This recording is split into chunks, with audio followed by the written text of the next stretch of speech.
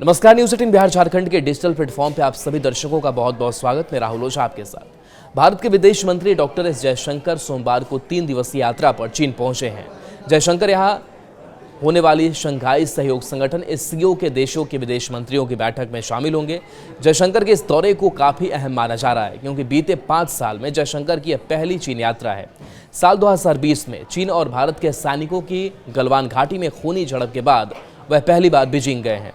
दूसरी ओर चीन ने जयशंकर के सामने तिब्बत और दलाई लामा के वारिस का मुद्दा उठाने के संकेत दिए हैं। बीजिंग पहुंचने के बाद जयशंकर ने चीनी उपराष्ट्रपति हान जोंग के साथ तस्वीर साझा करते हुए कहा कि मुझे उनसे मिलकर खुशी हुई।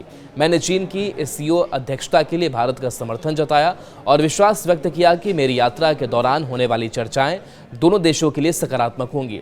जयशंकर की यह यात्रा दुनिया का ध्यान खींच रही है, लेकिन एक्सपर्ट का मानना है कि दलाई लामा का मुद्दा इस दौरे में कड़वाहट की वजह बन सकता है। जयशंकर के दौरे पर तिब्बत और दलाई लामा के वारिस का मामला उठा सकता है। इसका संकेत चीन पहले ही दे दिया है। चीन की ओर से रविवार को कहा गया कि तिब्बत का मामला भारत के साथ उसके द्विपक्षीय संबंधों में कांटा बन गया है। भारत में चीनी दूतावास की प्रवक्ता यू जिंग ने यह टिप्पणी इस जयशंकर की बीजिंग यात्रा से ठीक पहले की है। इससे साफ है कि जयशंकर के सामने भी चीन में यह मुद्दा उठा सकता है। जिंग ने अपने विस्तृत सोशल मीडिया पोस्ट में इस बात पर जोर दिया कि तिब्बत चीन का आंतरिक मामला है।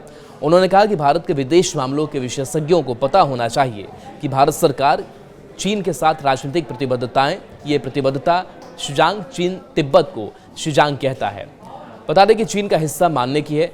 भारत तिब्बतियों को अपनी जमीन पर चीन के खिलाफ राजनीतिक गतिविधियों में शामिल होने की इजाजत नहीं देता।